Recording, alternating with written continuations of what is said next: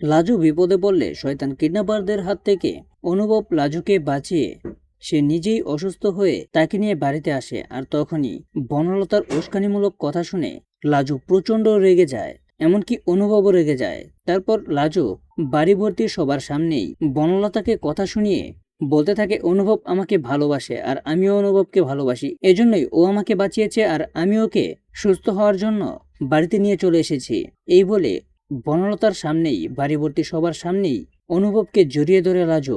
তো বন্ধুরা, এই নিয়ে বিস্তারিত জানতে হলে এখনই ভিডিওতে লাইক দিয়ে পুরো ভিডিওটি দেখতে থাকো। শুরুতেই থাকছে ওই গুন্ডাদের হাত থেকে লাজুকে উদ্ধার করার জন্য অনুভব ছুটে যায়। আর অনুভব সেখানে গিয়ে সবকটা গুন্ডার সঙ্গে ফাইট করে সেখান থেকে লাজুকে উদ্ধার করে ঠিকই, কিন্তু ফাইট করার সময় সে নিজেই অসুস্থ হয়ে পড়ে। তারপর লাজু অনুভবকে নিয়ে সরাসরি বাড়িতে চলে আসে। আর সেখানে আসার পরই তাকে কথা শুনতে হয় নানা রকমের।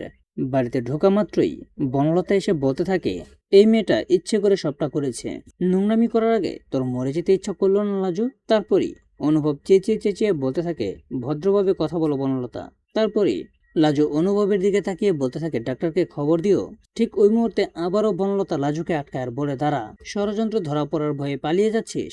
আর তারপরই দেখা যায় বনলতার হাতটা নামিয়ে দিয়ে সবার সামনেই লাজু বনলতাকে বলতে থাকে, সবাইকে নিজের মতো ভাবো নাকি?